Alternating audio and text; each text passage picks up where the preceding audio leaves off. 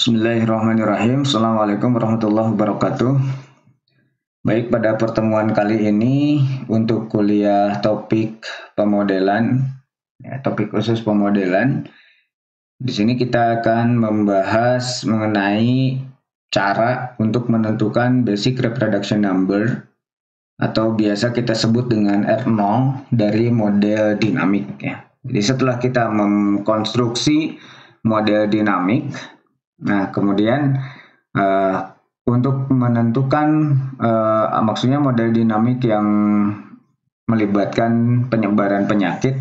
Nah, untuk menentukan apakah penyakit itu bisa menyebar atau mewabah atau tidak, ya, itu ada thresholdnya atau ada batasannya. Biasanya kita sebut dengan bilangan reproduksi dasar atau basic reproduction number, dan itu dilihat atau dinotasikan dengan R0 di sini.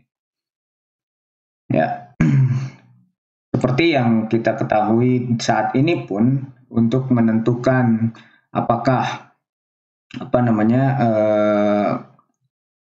diberlakukan new normal ataupun tidak, itu pastinya mempertimbangkan adanya basic reproduction number. Nah, sekarang kita akan melihat bagaimana caranya menentukan basic reproduction number dari suatu model dinamik. Kalau kemarin materi-materi sebelumnya itu kita membahas mengenai konstruksi model dinamik ya, yang berupa SIR, kemudian EIR ataupun yang lainnya itu ya, yang menjelaskan tentang penyebaran penyakit. Nah, sekarang kita akan menentukan suatu bilangan reproduksi dasar dari suatu model dinamik tersebut. Baik, kita lihat dulu apa yang dimaksud dengan bilangan reproduksi dasar. Nah, bilangan reproduksi dasar itu sendiri ini didefinisikan sebagai jumlah rata-rata infeksi sekunder. Ingat di sini ada kata-kata sekunder ya, yang terlahir ketika satu individu itu terinfeksi, ketika ada satu orang yang terinfeksi masuk ke dalam suatu populasi yang di dalamnya itu adalah populasinya sehat. Nah, seperti ilustrasi begini. Jadi di sini ada satu wilayah, misalkan ini ada satu wilayah. Nah, wilayah ini adalah wilayah orang-orang yang sehat semuanya. Orang-orang yang sehat, susceptible di sini. Kemudian ada satu individu yang ini tidak diceritakan. Terinfeksi satu orang ini kan tidak diceritakan. Nah, yang bilangan reproduksi dasar itu hanya menentukan pada saat ada satu orang ini kemudian gabung atau masuk ke populasi yang semuanya sehat. Pertanyaannya, apa yang terjadi di sini? Begitu. Apa yang terjadi di populasi yang sehat ini kalau ada satu orang saja yang terinfeksi kemudian masuk gabung ke populasi yang sehat ini. Dengan bilangan reproduksi dasar ini atau basic reproduction number ini, kita akan melihat atau bisa menentukan kalau R0-nya itu lebih besar daripada 1, maka ya, yang tadinya 1 infeksi ini, maka dia akan semua susceptible ini dia akan kena infeksi. Jadi atau dalam hal ini artinya mewabah. Gitu. Jadi nanti CS ini akan dinamiknya akan tergantung dari modelnya ya. Apakah dia blow up si TI ini, CS ini yang jelas CS ini dia akan menuju 0. Artinya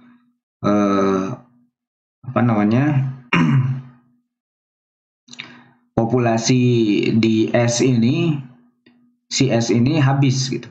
Seorang-orang yang ada di dalam sini dia akan terkena infeksi. Ini R0 kalau lebih besar daripada 1. Bagaimana kalau R0-nya lebih besar atau kurang, ini kurang dari 1. Yang terjadi S-nya itu akan sebesar populasinya. Kalau populasinya N, maka dia akan sama dengan populasinya, atau ini akan konvergen ke jumlah total populasinya.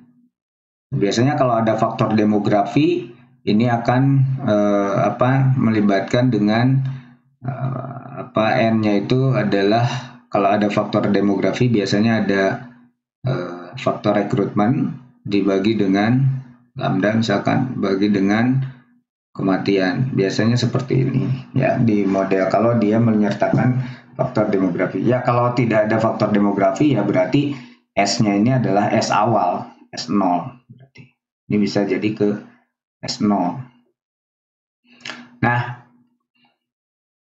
sehingga di sini akan sangat penting menentukan bentuk daripada R0 ini atau bilangan reproduksi dasar ini ya, untuk mengetahui apakah satu wilayah itu sudah bisa dikatakan penyakitnya menurun atau tidak gitu ya. Ini bilangan reproduksi dasar ini sangat penting. Nah, kalau kita lihat dari definisi, ini adalah jumlah rata-rata orang yang terinfeksi, dan itu adalah sekunder. Maksud sekunder ini adalah satu individu ini sudah terinfeksi. Nah, ini kita mau melihat tingkat infeksi atau jumlah infeksi yang kedua setelah infeksi yang pertama ini. Ini kan infeksi yang pertama. Infeksi yang pertama ini tidak bisa dijelaskan secara di dalam bilangan reproduksi dasar ya, karena itu terinfeksi dari tempat lain atau bagaimana caranya dia terinfeksi itu belum bisa dijelaskan atau tidak terjelaskan dalam bilangan reproduksi dasar, karena reproduksi dasar ini hanya menjelaskan infeksi kedua atau infeksi sekunder. Di sini setelah ada orang yang terinfeksi kemudian masuk ke dalam satu populasi yang semuanya sehat. Nah, apa yang terjadi dalam sini? Gitu ya. Nah, kalau kita lihat dari definisi ini, bahwa R0 ini kan tadi ekspektasi atau rata-rata. Ini kita bisa diartikan sebagai perbandingan antara laju infeksi, ya. Laju infeksi dengan dibagi dengan laju yang sembuh. Perhatikan ini, kalau kita katakan bahwa laju infeksi itu adalah katakanlah suatu beta, yang sembuh itu adalah misalkan alfa ya, alfa ini sembuh, maka ini masuk akal pada saat kita mengatakan R0 lebih besar 1, ini artinya beta per alfa lebih besar daripada 1. Apa artinya ini? Artinya laju infeksinya lebih besar daripada laju yang sembuh. Gitu. Laju infeksinya lebih besar daripada laju yang sembuh. Ya otomatis kita mengatakan kalau R0-nya lebih besar 1, ini artinya laju infeksi lebih besar dari laju yang sembuh, otomatis S-nya itu atau orang-orang yang sehat ini akan menuju ke 0. Nah, kalau kita katakan bahwa R0-nya kurang daripada 1, ini kita sama hanya dengan mengatakan bahwa laju infeksinya kurang dari laju yang sembuh, atau di sini alfa ya, kita notasikan dengan alfa. Maka yang jelas ini S-nya atau I-nya yang akan menuju ke 0. I-nya yang menuju ke 0. Jadi I-nya menuju 0, sementara S-nya dia akan sama dengan populasi, atau kalau ada kompartemen R, berarti R yang ada di batas maksimum daripada populasi itu. Ya. Nah, ini masalahnya laju sembuh ini macam-macam. Jadi tidak hanya sembuh dari penyakit, bahkan kita bisa mengatakan periode infeksinya juga di dalamnya, ada masa inkubasi gitu katakanlah. Kemudian ada juga mungkin kematiannya juga. Kematian itu kan dianggap hilang, orang yang berpenyakit dianggap meninggal, itu juga dalam arti tanda petik sembuhnya ya, artinya dia sudah tidak ada di dalam wilayah atau di dalam area orang-orang yang sehat itu, maka itu kita keluarkan. Jadi nanti ke depannya ini laju sembuh ini akan beragam di sini, bisa laju digabung dengan laju kematian, digabung dengan laju masa inkubasi dan sebagainya, tergantung dari bentuk modelnya. Sehingga bentuk ini akan sangat bermakna mengatakan, atau mungkin nanti ada laju infeksi ini bisa berkurang akibat adanya vaksin, ya itu juga bisa dikatakan seperti itu nantinya. Sehingga bilangan reproduksi dasar ini sangatlah penting untuk menentukan penyebaran suatu penyakit ya, penyebaran penyakit. Apakah dia menyebar, ataukah dia tidak gitu ya, ataukah penyakitnya lama-lama menuju nol atau lenyap gitu ya. Itu kita hanya mengamati dari bilangan reproduksi dasar ini. Nah, apa yang terjadi kalau R0-nya sama dengan 1? Nah, ini perlu kajian yang lebih khusus. Ini kajian lebih khusus. Ini kenapa? Ya, secara sederhana kita bisa mengatakan bahwa kalau laju infeksinya sama dengan laju kesembuhan, iya, itu akan menyebabkan stagnan di dinamiknya itu, dinamik di wilayah ini itu akan stagnan. Jadi kalau yang terinfeksi 10 ya terus aja dia akan 10 gitu, karena dia keluar masuk gitu. Yang infeksi nambah, yang sembuh juga nambah, dan sama-sama pertambahannya sama, ya dia akan stabil atau stagnan di angka tertentu gitu. Ya. Tapi secara perilaku dinamik ini bisa saja nanti kajiannya tergantung dari nilai eigennya. Jangan-jangan kalau R0-nya sama dengan 1 dia 0 lagi ya. Maka ini akan lebih lanjut, kajiannya lebih lanjut.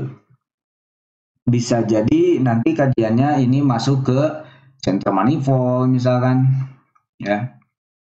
Analisis center manifold, atau ini juga bisa masuk ke kajian analisis bifurkasi.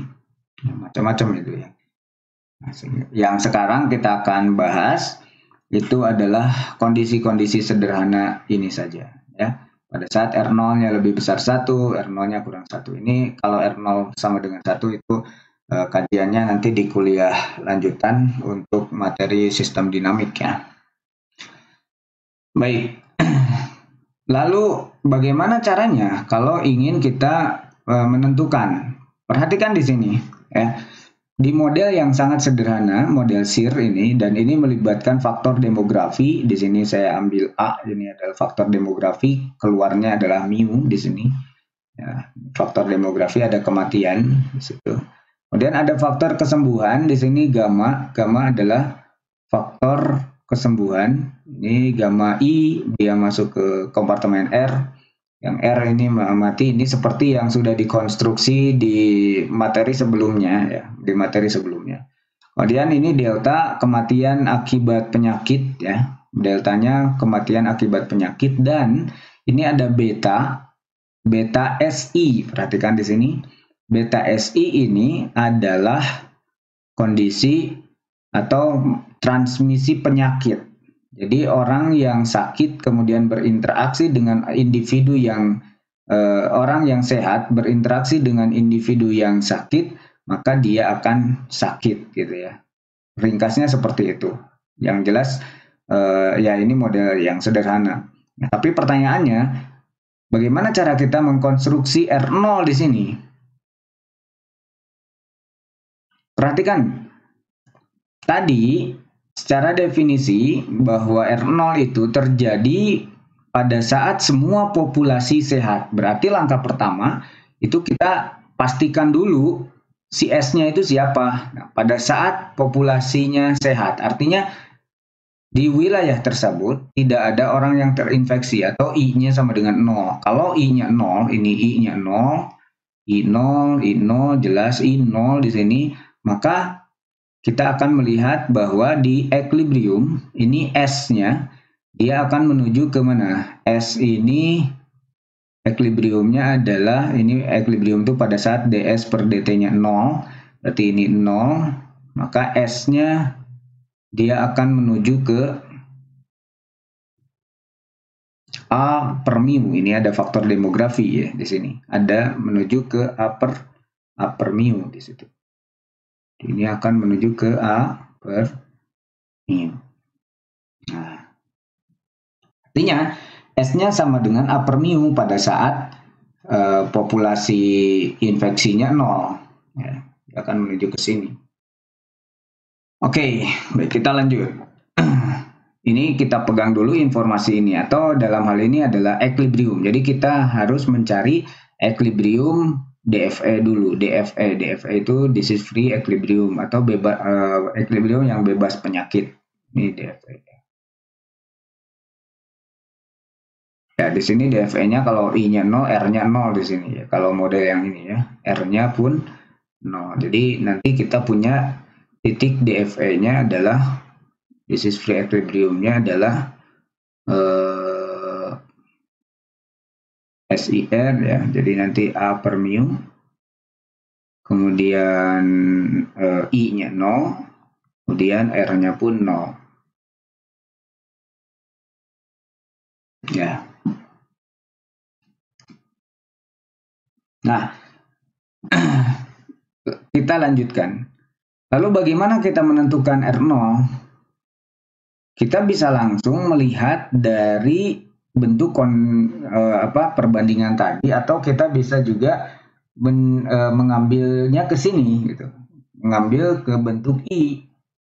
Kita sorot di bagian ini ya, DI per DT ini adalah beta SI min mu plus delta plus gamma I di sini.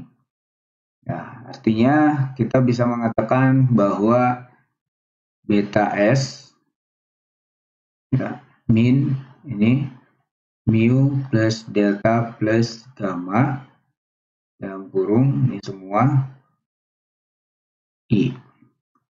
Nah, agar ini kan dinamik untuk I ya, ini dinamik untuk I. Agar kita bisa mengatakan infeksinya membludak atau ini bentuknya I-nya itu laju infeksinya naik pada saat ini positif ya.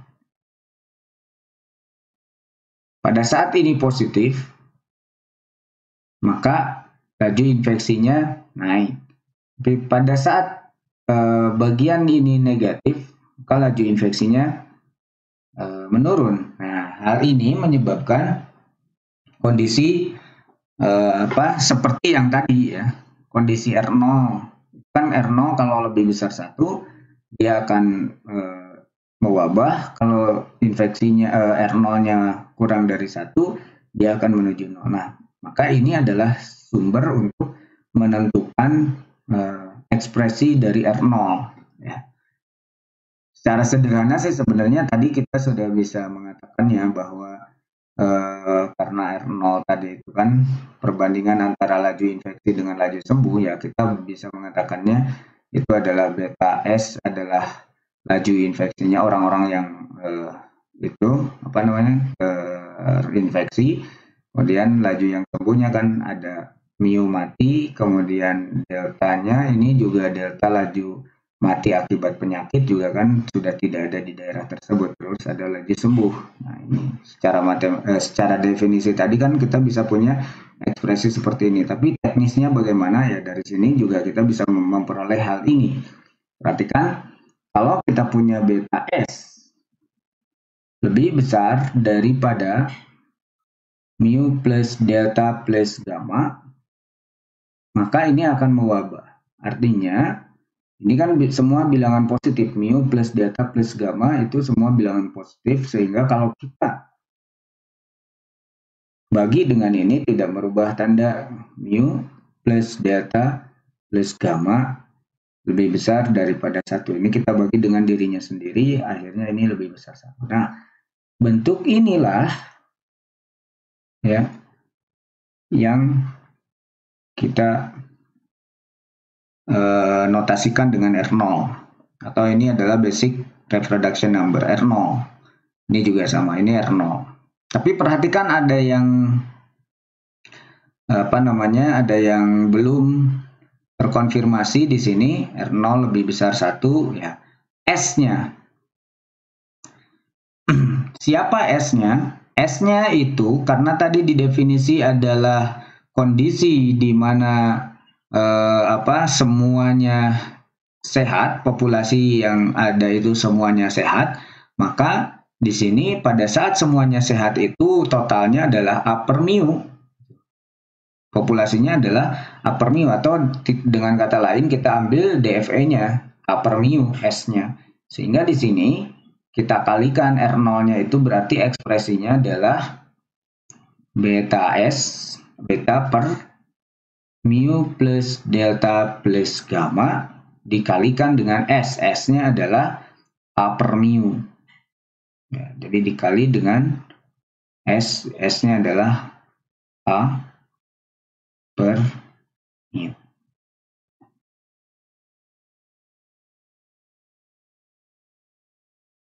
Ya. Oke, sehingga kita punya ekspresi dari R0. R0-nya itu adalah beta A per mu plus delta plus gamma. Oke. Nah, seperti ini ya. Bentuknya adalah beta A per mu dikali dengan mu plus delta plus gamma. Nah, ini adalah ekspresi dari R0. Ya, sama di sini juga sama, ganti aja. Ini berdasarkan definisi tadi ya. Ganti saja S-nya dengan A per mu. Otomatis karena ini bentuknya sama, jadi sama saja dengan ini. Ini adalah bentuk dari R0. Sehingga kita bisa mengatakan dari sini pada saat R0-nya kurang dari 1, maka laju infeksi ini, kalau R0 ini kurang 1, R0 kurang 1, maka laju infeksi ini otomatis dia akan menuju 0, I-nya menuju 0, S-nya menuju A per M. Artinya ini adalah A per mu maksudnya. Artinya dia DFA ini akan stabil, ya, titik DFA ini akan stabil. Tapi pada saat R0-nya lebih besar 1, maka dia akan menuju ke I ini, dia akan menuju ke I bintang, katakanlah ya. I yang I yang ada angkanya. Yang ada angkanya. Tentu itu tidak jadi batas maksimum karena di sini ada delta ya, ada gamma yang merupakan faktor kesembuhan. Jadi ini I-nya tidak menuju ke A per mu ya. Karena ini ada R-nya laju sembuh di sini. Baik, itu adalah cara untuk menentukan ekspresi R0, ya, bilangan reproduksi dasar dari model SIR yang sederhana. Nah, pertanyaan berikutnya timbul, bagaimana jika melibatkan beberapa kompartemen? Artinya di sini beberapa kompartemen untuk yang terinfeksi, ya. Jadi yang terinfeksi itu ada yang statusnya infected itu tidak hanya I gitu, atau tidak hanya satu kompartemen, tapi ada beberapa kompartemen ya. Ada beberapa kompartemen. Itu kan tidak bisa diselesaikan secara langsung seperti ini. Jadi kita ambil bagian I, nah, karena I-nya mungkin ada 2 atau mungkin ada parameter inkubasi, ada E misalkan di sebelumnya. Nah, itu kan infeksinya ke E dulu gitu. Nah, itu bagaimana cara mengatasinya? Nah, ini kita bisa ambil, sebetulnya materi ini sudah dibahas oleh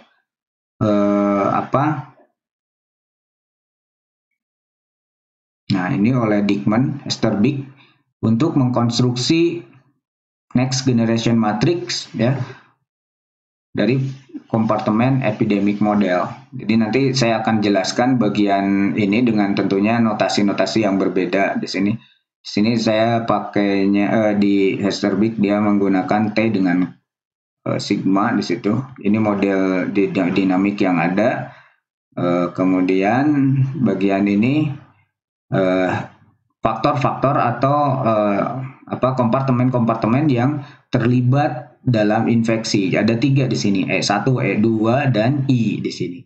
Sehingga ini kita konstruksi, ini sudah dievaluasi di S tentunya. S-nya sama dengan N, di sini udah ada scaling di sini.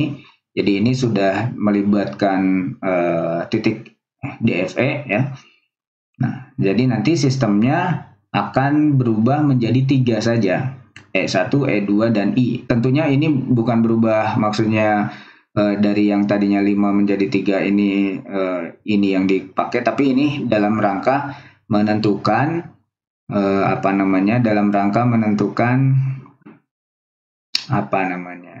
basic reproduction number ya, dengan menggunakan NGM tentunya di sini. Jadi nanti kita konstruksi dulu X dot ini, ya ini X, E1, E2, I. X dotnya kita ubah menjadi didekomposisi T plus sigma di sini. T-nya adalah berkorespondensi dengan transmission, ya, transmission, kemudian sigmanya transition, ya.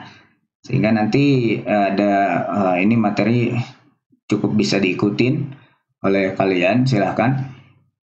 Dan nanti kita akan konstruksi T-nya seperti ini dan hasil sigmanya seperti ini.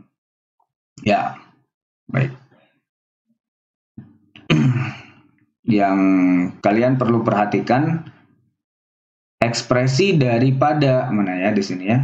Ekspresi daripada basic reproduction number-nya itu apa sebetulnya?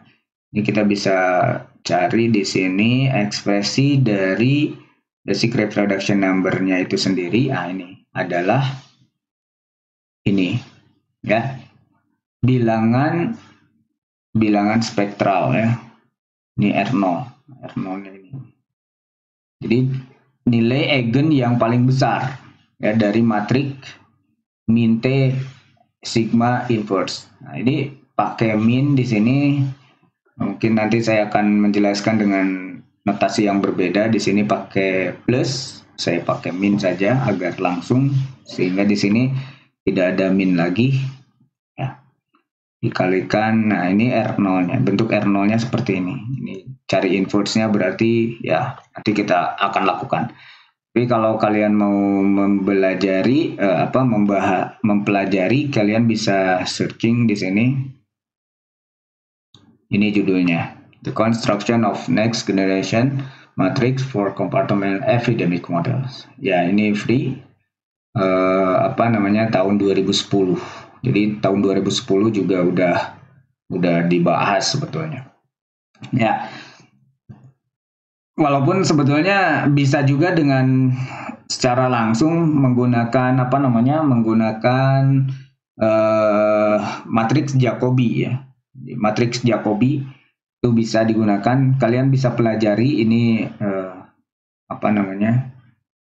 ada paper yang bagus yang mungkin jadi bahan referensi ya. Ini basic reproduction number itu diperoleh dari matriks Jacobi dan NGM ya. Next generation. Ini ada case study-nya. Ya, ini nanti di dalam paper ini ada perbandingan cara mengerjakan antara menggunakan matriks Jacobi secara langsung dan menggunakan next generation matrix gitu. Dan hasilnya sama di situ. Ya, ekspresinya sama. Kalau kamu baca di sini ada keterangan bahwa ekspresinya itu sama.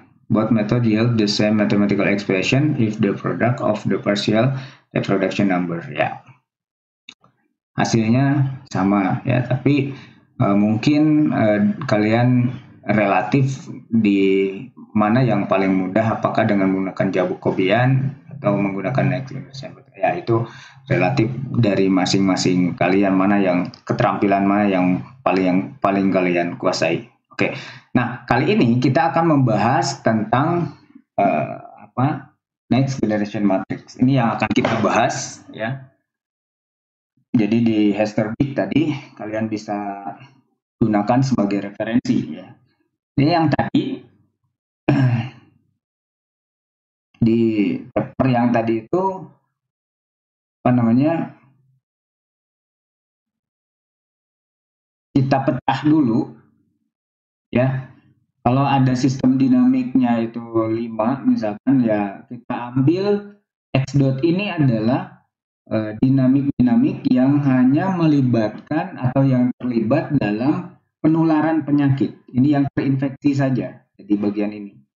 Nah, yang terinfeksi ini, saya akan gunakan notasi yang berbeda.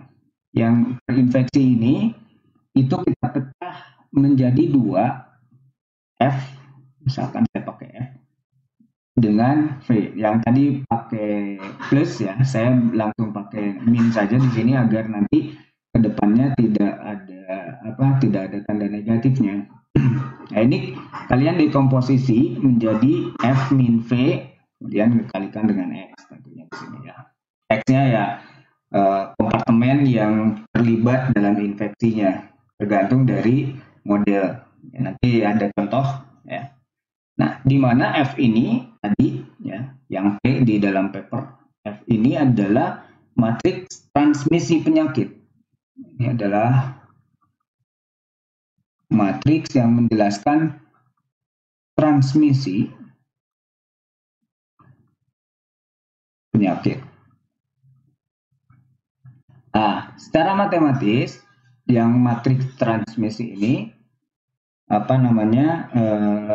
ini matriksnya terdiri dari elemen-elemennya yang non-linear. Nah, transmisi itu kan dia ada interaksi antara S dengan I, transmisi itu. Yang V-nya, V ini adalah matriks transisinya. Ini adalah matriks transisinya, ya. Di sini secara matematis bentuknya linear karena hanya berpindah saja, berpindah. Jadi nanti kalian pisahkan ya, antara yang non-linear dengan yang linear. Gitu. Nah, itu adalah F dengan V-nya. Lalu hati-hati di sini F dengan X, V-nya ini kan terdiri dari kita evaluasi mereka di F dan V dievaluasi di X bintang. X bintangnya ini adalah titik equilibrium bebas penyakit. Dengan X bintang ini adalah titik equilibrium bebas penyakit.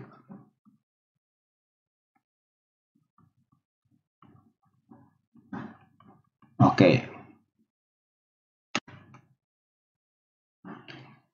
Lalu parameter R0-nya atau threshold-nya ditentukan oleh apa? Parameter R0 ini ditentukan oleh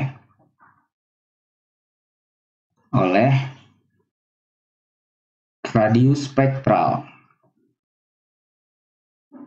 Radius spektral, ini radius spektral itu nilai Eben yang dominan atau nilai Eben yang terbesar gitu ya, dari matriks